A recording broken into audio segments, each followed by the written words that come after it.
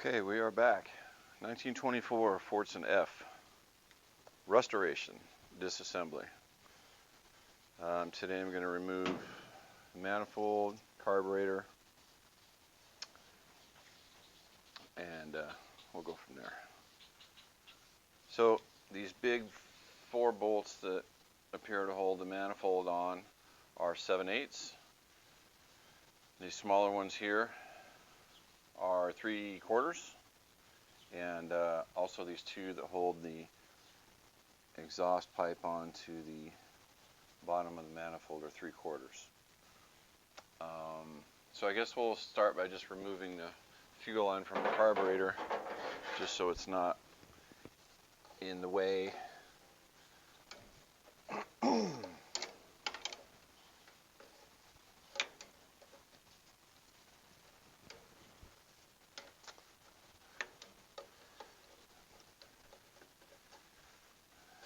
I hate to say it, but so far so good on removing all these rusty bolts and stuff. I haven't had anything critical break yet.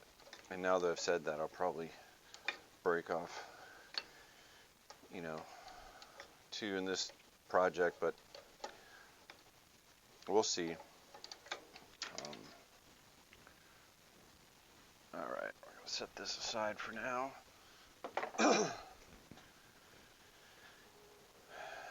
Okay, let's see.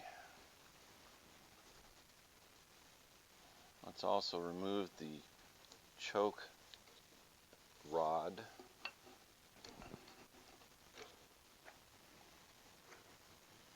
Just like that. And like I always say, save everything.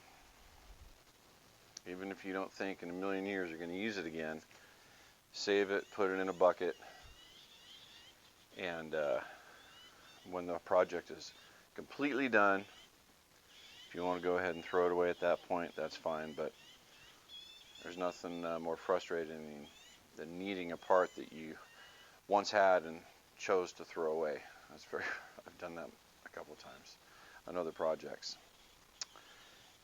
Alright, so what's next? Let's take the exhaust bolts off.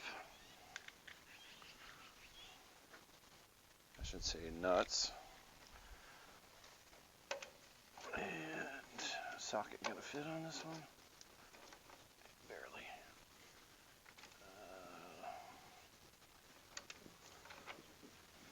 Righty tighty, lefty loosey, right?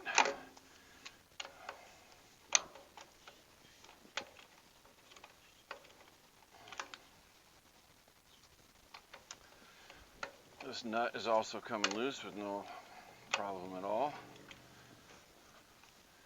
So like I said in one of the other videos, I soaked all these nuts and bolts with penetrating oil for a couple of days.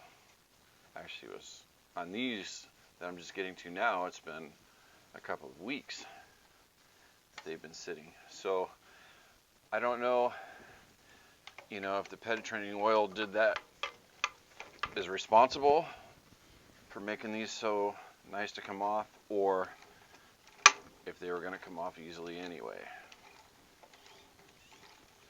I don't know, it really doesn't matter. What does matter is that they're coming off. And I'm sure the folks over at PB Blaster would love to take credit for it. Who knows, maybe they do. Maybe they should get credit for it.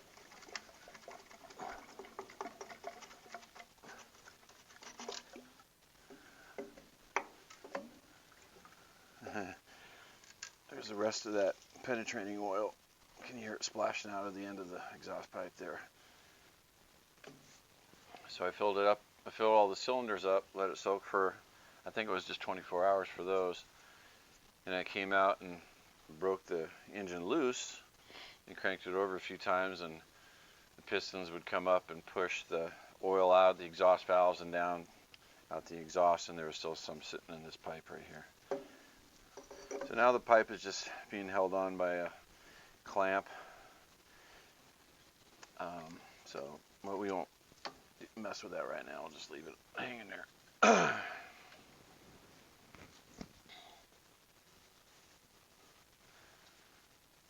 right.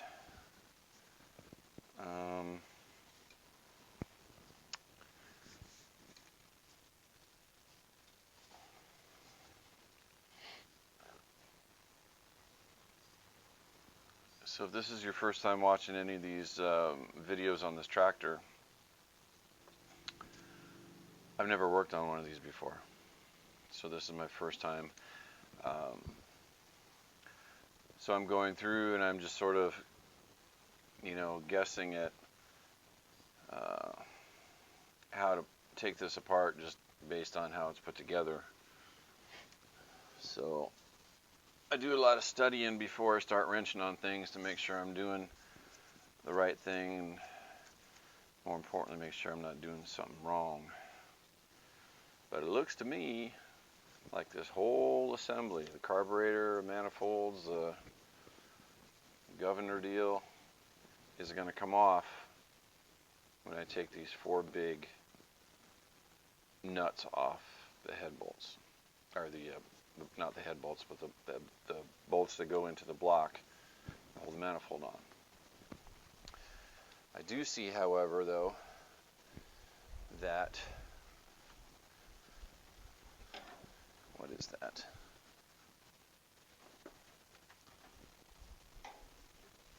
Okay, that's the throttle linkage rod.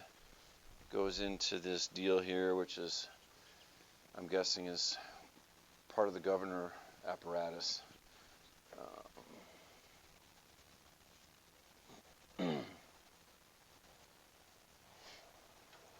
So how do we get that off?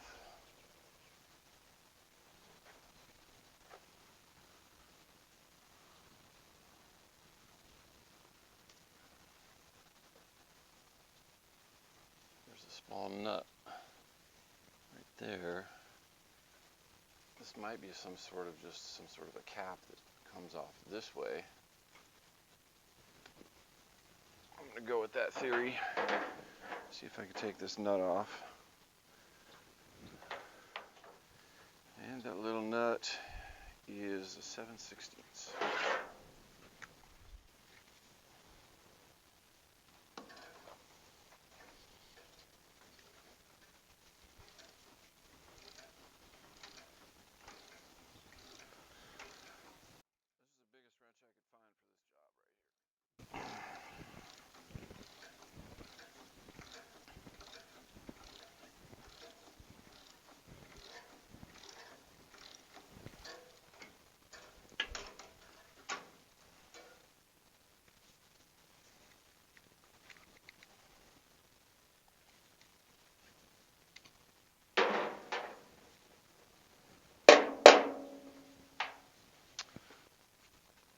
Put our nuts in our bucket. Okay, oh, I was right. Okay.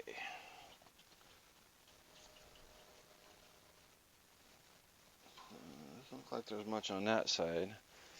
Over here we have a little lever deal that is supposed to rotate, but it's all stuck.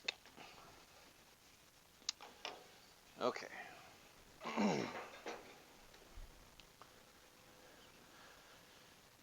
Now let's give it one more look.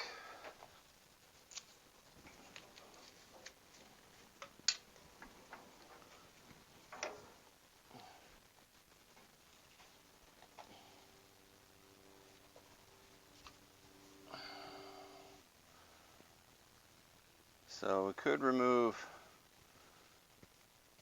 this itself. We could remove this. We could remove this plate here.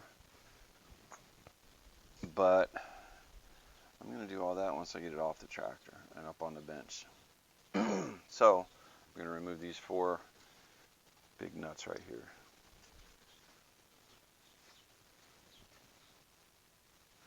All right, let's try it.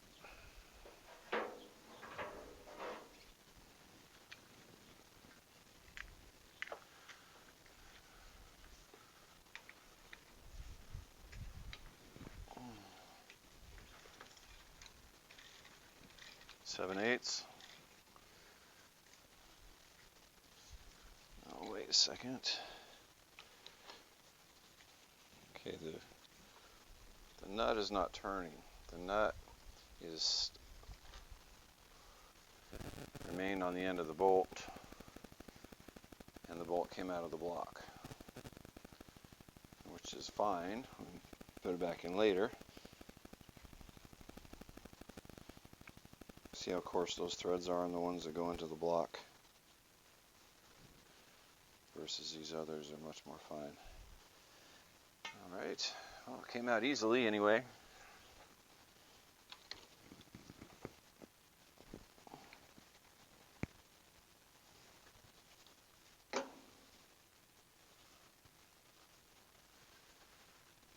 Same thing with this one. Nut stayed on the bolt, and the bolt came out of the block. That works for me.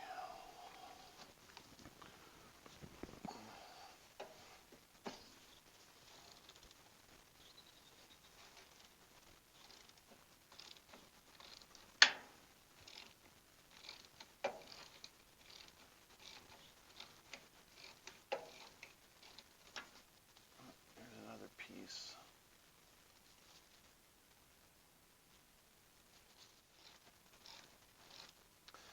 So part of the reason I'm making these videos is for other people who might be going through the same project or will be in the future. And secondly is for myself, so I have something to refer to when I put this thing back together someday. So this one, the nut just came off and the stud remained in the block on that one.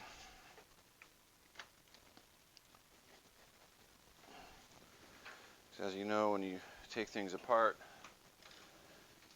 everything goes well, and then when you go to put it back together, you got a bucket of bolts and nuts, and if you didn't make yourself notes, or if it's the first time you've done a project on whatever thing you're working on, sometimes you don't remember where things go. That one came out, nut and the stud bolt. All right. Put these in the bucket. 1, 2, 3, 4.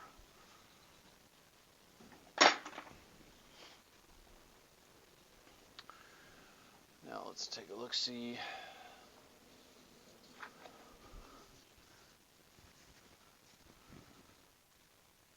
I'm thinking this thing is going to pop off now. So let's try it.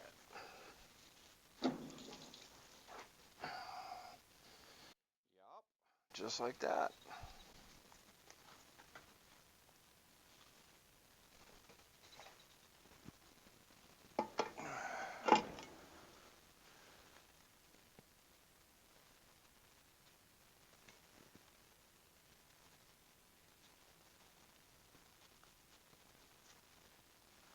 Where's this come from? Oh, this is a, okay. These are sort of like the manifold washer gaskets for Model Ts. The interior ring, I mean, they're a little different than Model Ts, but the same idea. The ring goes in the hole like that. There's a little lip inside the block that prevents it from going any further. See, it sticks out a little bit there. And then this acts as a gasket. And then you snug your manifold back onto it, and it creates a seal. So that's good. We will save that so we know what to order. See if these other ones come out.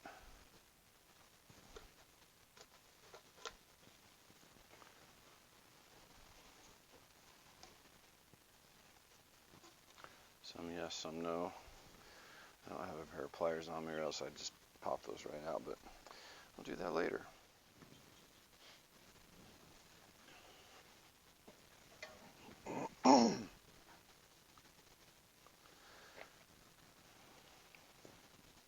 Carburetor.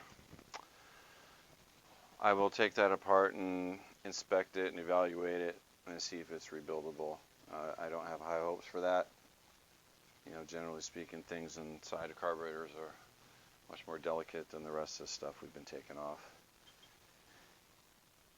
Needle valves and the mechanism for the float and everything else. But I'm not going to throw it away. I'm going to take it apart and see if it's rebuildable. If it is, fantastic. If not, we'll have to find another one.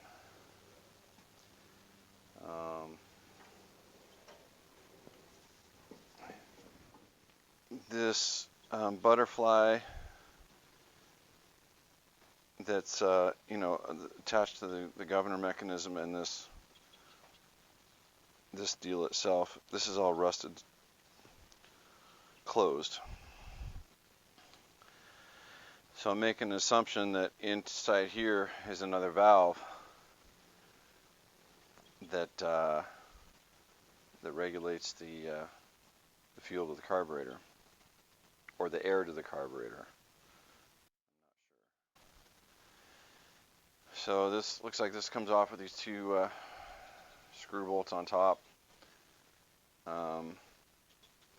This doesn't look promising to reuse, but I'll research that and see what we got.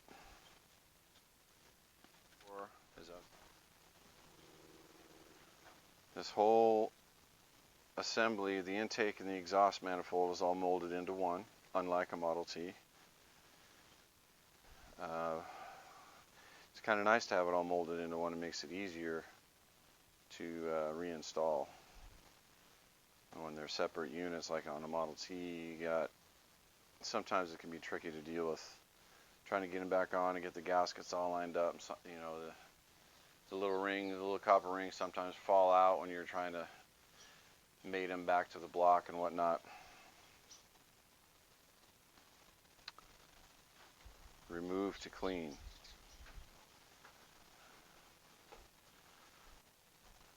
So what's in there? Is there some sort of an air filter or element that needs to be cleaned, or I don't know. We'll find out. But this manifold assembly carburetor governor came off very easily.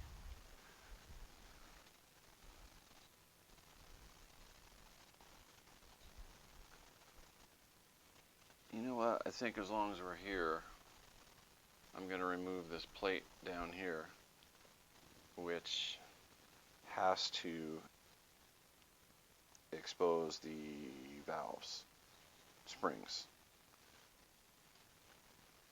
I think. So let's try that. If you saw in the previous video, the valves, 7 out of 8 of them are stuck. Well, that was extremely loose. So we're definitely going to need to do a valve job, probably everything. Probably, you know, guides, containers, maybe springs, maybe the valves themselves.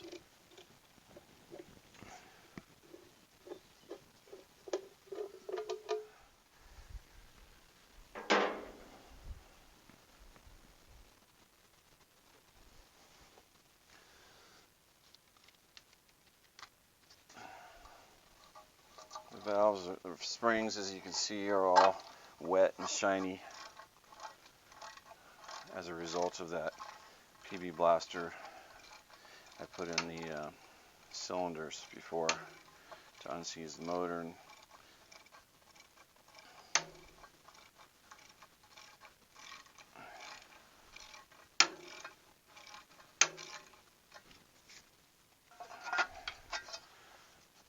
it's a nice big plate. I'm guessing, yep, it's used to have a gasket. You can see here and here, and just the remnants of it. The rest is sort of stuck onto the block, and either that or disintegrated, non-existent. And just for the time being, I'm just going to put these bolts back in the holes rather than in the parts bucket for now. So for those of you who don't know, this is cylinder number 1, number 2, number 3, and number 4.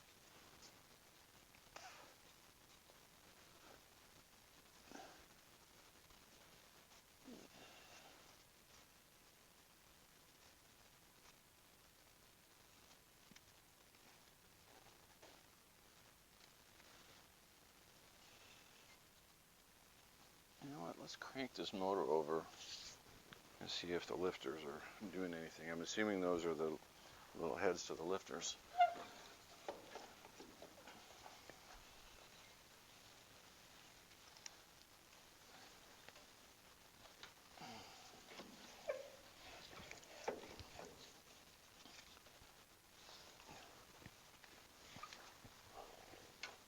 Yep, see them going up and down.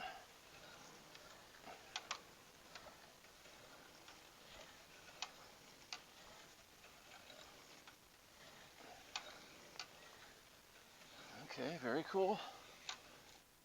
You can see some of these springs, like this one, are just stuck in that position and aren't even making contact with the lifters. So it's going to be interesting for me to see how the lifters come off the cam. I can't wait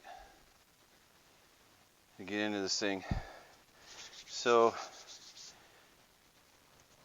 I have to be careful with projects like this because I tend to go overboard when I do things, and I sort of tend to snowball and things get expensive. And I have to say I'm okay with that on some of the cars that I do. I'm not going to go overboard on this motor. I'm just not. I'm going to use everything I can. I'm going to reuse everything I can possibly reuse, put it back together, make it go, and I'll be happy with that. So this is going to be a budget fix. This is going to be a budget restoration. I'm going to do it. I'm going to be as frugal as I can possibly be and make her go and be happy with that. Alright, I think we'll call it a day for now. Next big thing, I think, maybe I can take that lower section off and get to the crankshaft and the rods and the rod caps and just inspect everything, and if everything is good enough for occasional use, I'm just going to put it back together. So yeah, that'll be next. Rather than the block, we'll drain the oil. We'll take whatever we can take off on the bottom of this engine. All right, success. Removing the manifold, carburetor, governor assembly, and the side plate to get to the valve springs.